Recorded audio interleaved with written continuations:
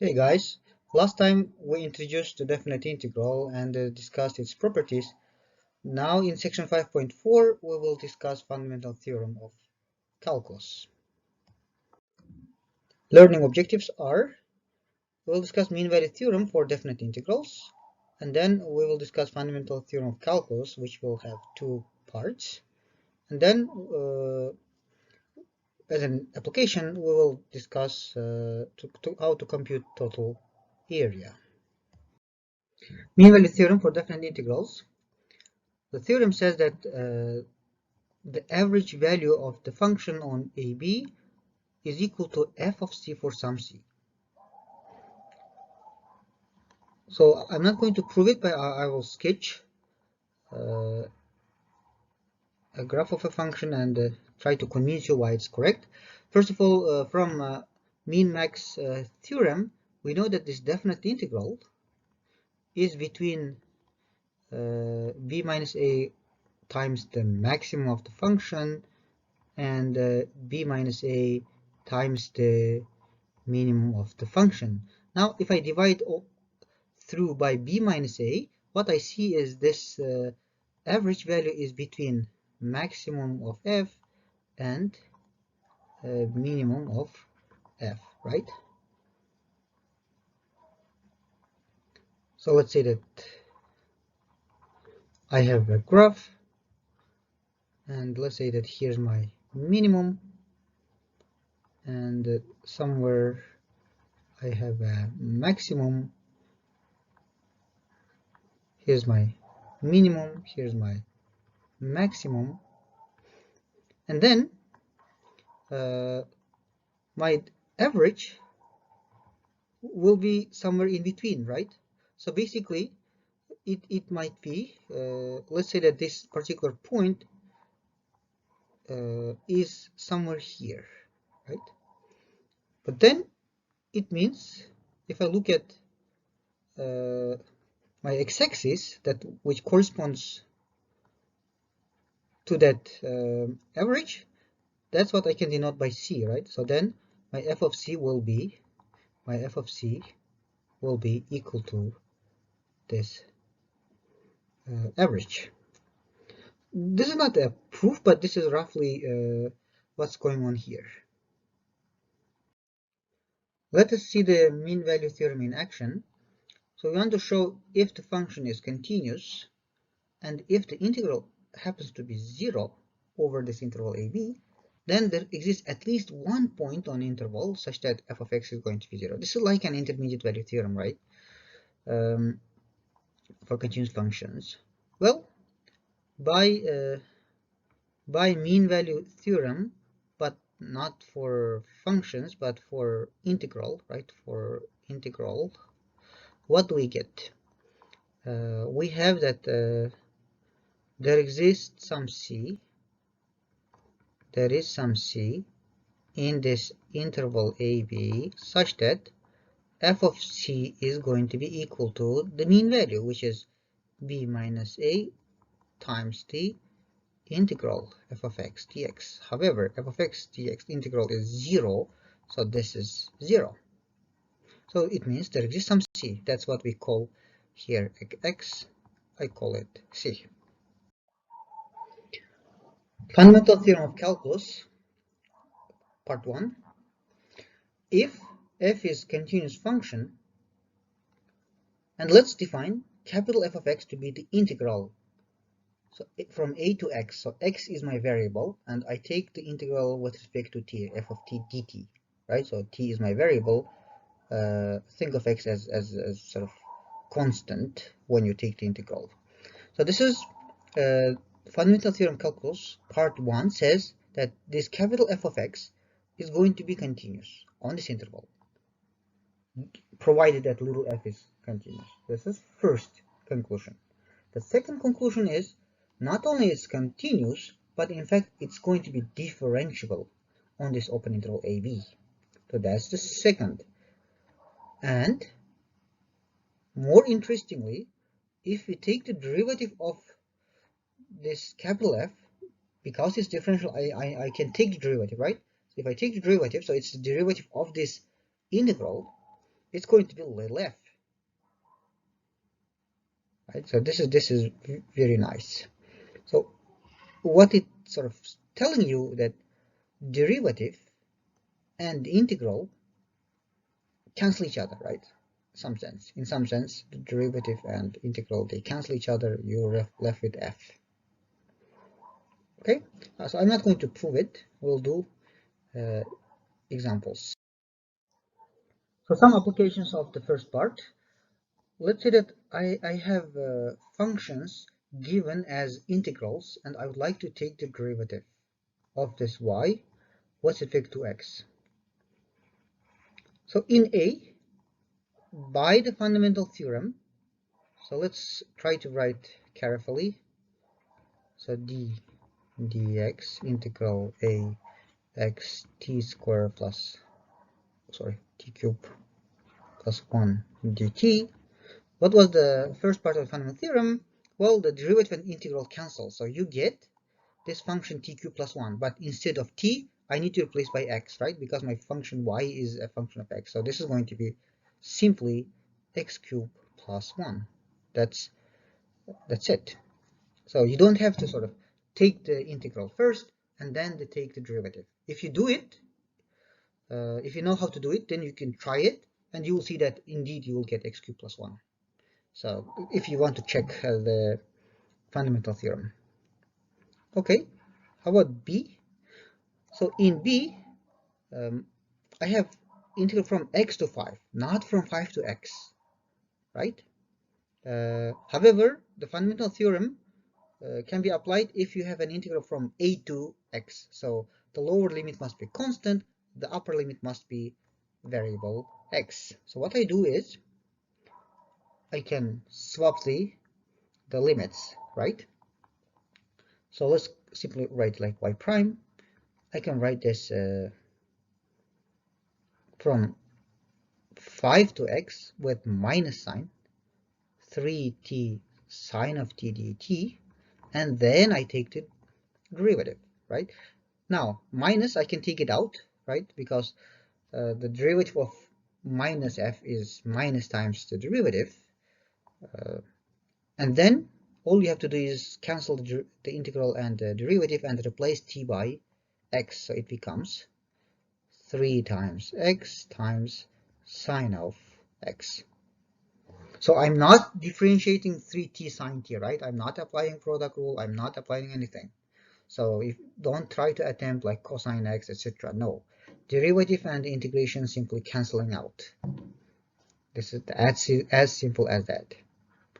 Okay, now C is a bit tricky because this is not x squared. So you cannot simply say that, okay, derivative of this C is cosine of x squared.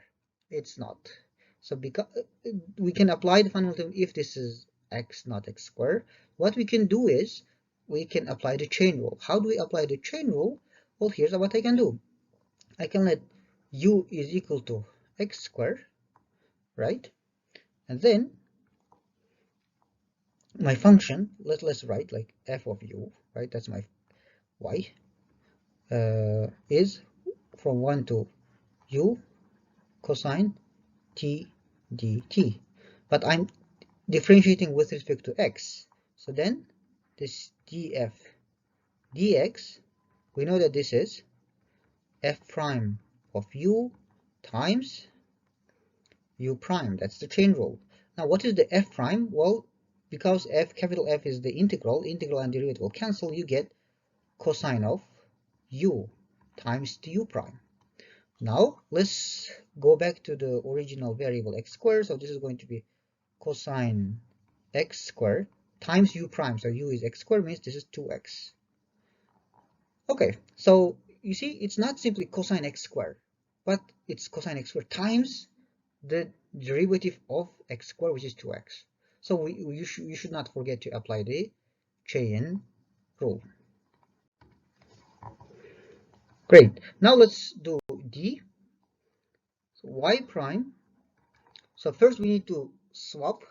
So we can do minus from 4 to 1 plus 3x squared 1 over 2 plus e to the t dt.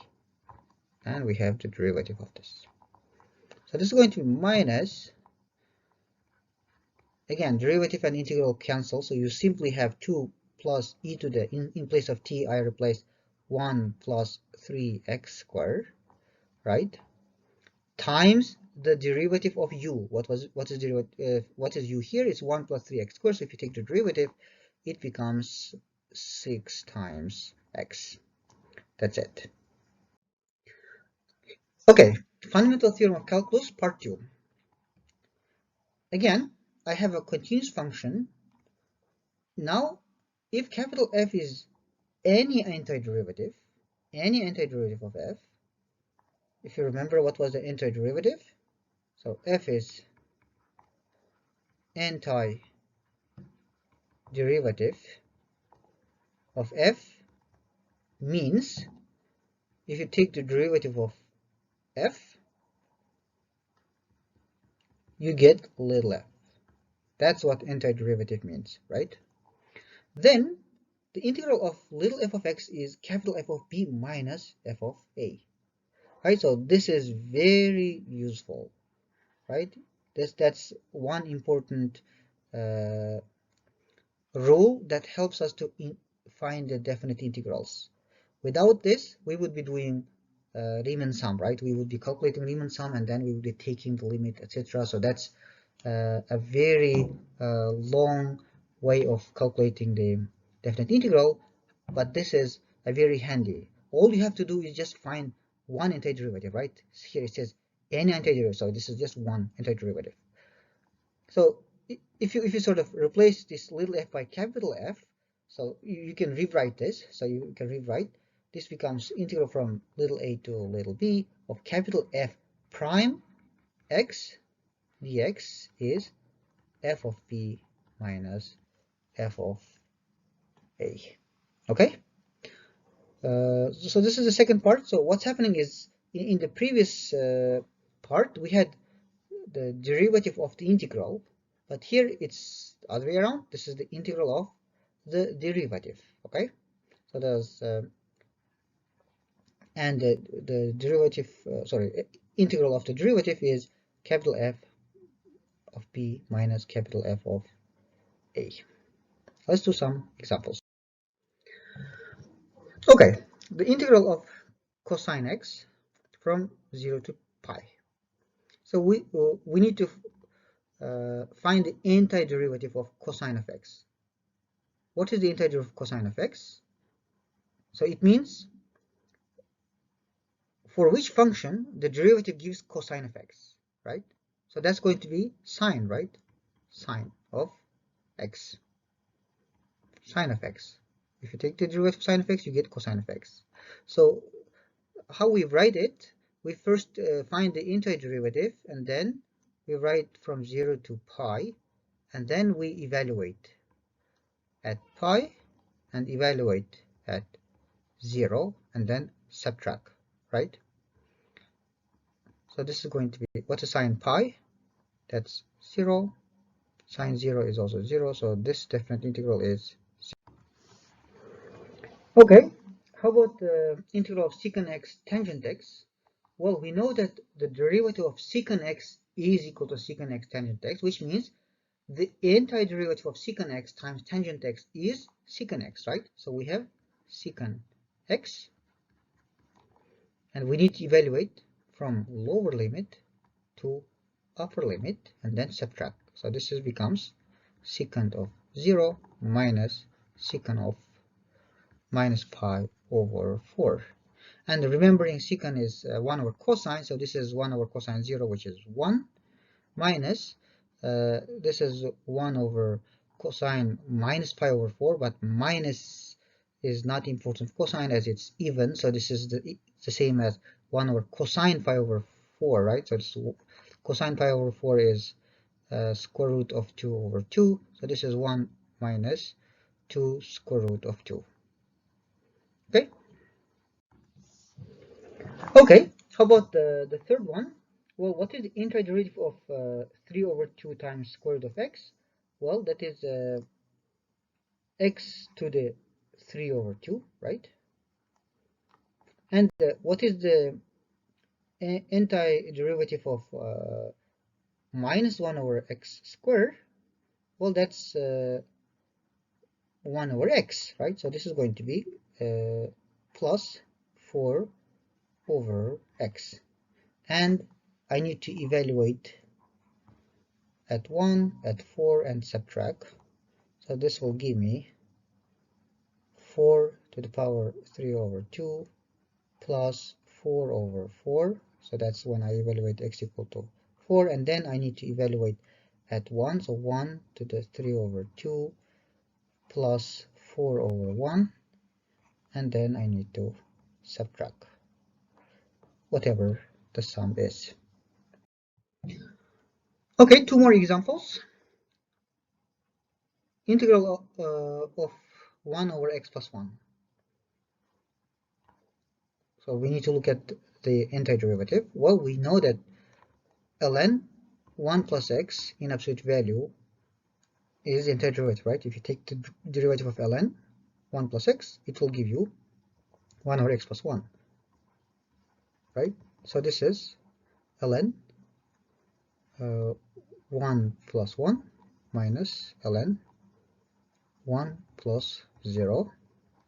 Hence this is ln 2 minus ln 1, which is ln 2, as ln 1 is 0.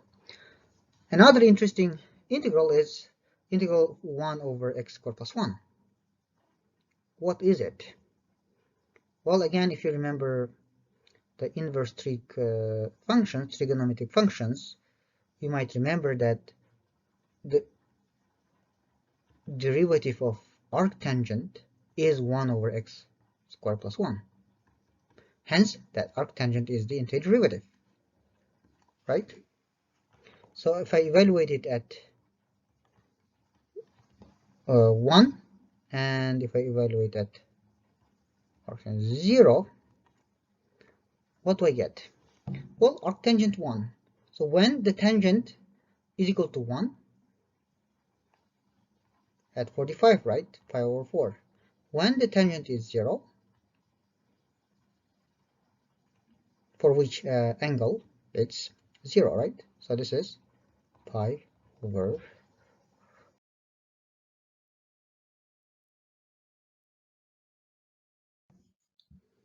Okay, I have a function f of x is equal to sine x, and I restrict myself from 0 to 2 pi. The graph is shown on the right. So in part A, I would like to compute the definite integral. Okay, so let's do it. The definite integral from 0 to 2 pi of sine x dx. We know that antiderivative of sine x is minus cosine of x. Why? Because if you take the derivative of cosine x, it becomes minus sine x, so minus minus will cancel, you get sine of x. Now I want to evaluate from 0 to 2 pi. This is going to be minus cosine 2 pi minus minus 1 is going to be plus cosine of 0. Well, cosine 2 pi is 1, so this is negative 1, that's cosine 0 is 1, so this is 0. So the definite integral is 0. Alright. Now in B, I want to calculate the area between the graph and the x-axis. So basically I want to calculate this blue region and the orange region. Orange or brown. Okay, so what do I do? What I see is from the graph, between 0 and pi, my function sign is positive, right? We know that it's positive, right? From first in the first and second quadrant. So then I can do the following, right? So area is, I integrate from 0 to pi of sine of x as is. Then this is going to give me the blue region, area of blue region. What do I do for the second one? Well, in the second part, from pi to 2 pi, my sine of x is negative, right? On the third and the fourth quadrant, the sine x is negative. So to calculate the area, I need to make it positive. So I need to multiply by minus, or I can take out minus here. Again, if I'm doing right, I need to get something positive, right? Let's try again, so the integers of sine x is cosine of x with minus, evaluated from 0 to pi. Here, minus minus is going to be plus cosine of x from pi to 2 pi. In the first occasion, I get minus cosine of pi, minus minus plus cosine of 0, plus in the second occasion, I get cosine of 2 pi minus cosine of pi, right? Okay, what is cosine of pi? Cosine of pi is negative 1, so this is going to be 1. Cosine of 0 is 1. Cosine of 2 pi is 1. Again, cosine of pi is negative 1, minus cosine of pi becomes 1, so this is 4. Okay, now we can summarize what we did, right, to find the total area. Well, I need to subdivide my interval AB at the zeros of f, right? Because whenever it intersects x, the sign of the function it might change, right? Small molecule change. So I need to sort of plot my zeros. So subdivide my intervals along its zeros, and then I integrate the function over each subinterval. If the function is negative, I just multiply by minus. If the function is positive, then I do not multiply by minus, right? Okay, so let's do one more example. All right, so without sketching the graph, let's try to find the area of the region between x-axis and the graph x cubed minus x squared minus 2x from minus 1 to 2. So what was the first step? The first step was to find the zeros of the function, right? So I set f equal to 0. In other words, x cubed minus x squared minus 2x. What are zeros? Well, I can factor x. I will let x squared minus x minus 2. And then how do we factor this quadratic polynomial? Well, here it's minus 2, 1. So I split minus 2 as minus 2 minus 1. So if you multiply, you get minus 2. If you add, you get minus 1. Hence, this can be factored as x minus 2 and x plus 1. So that's we set equal to 0. So we see that x must be 0, or x must be 2, or x must be negative 1. Well, negative 1 and the 2 are my endpoints. So basically, only point I need to carry is x equal to 0, right? So here's my minus 1, here's 2, here is my 0. So which means I need to consider two different integrals. One integral from minus 1 to 0, another integral from 0 to 2. All right, so let's integrate f from minus 1 to 0, which is x cubed minus x squared minus 2x dx. What is the integer of x cubed, which is x4 divided by 4? Integer of x squared is minus x cubed divided by 3. The integer of minus 2x is minus x squared, evaluated from minus 1 to 0. At 0, all these terms are 0, so let me simply write 0. And then at minus 1, the first term is 1 over 4, so it's minus 1 over 4. The second term is 1 over 3, it becomes minus 1 over 3. The last term is minus 1, it becomes plus 1 when it's subtracted. Okay, which is going to be equal to 15 over 12. Now let's evaluate the second one from 0 to 2. The same thing, right? X cubed minus x squared minus 2x dx. Well, I get the same antiderivatives. Only thing that's changing is the limits. So from 0 to 2. At 2, this is 16 over 4, this is 4, minus 8 over 3, minus 4, and at 0 is simply 0. So 4 and minus 4 cancel, I get minus 8 over 3. So then what is the area?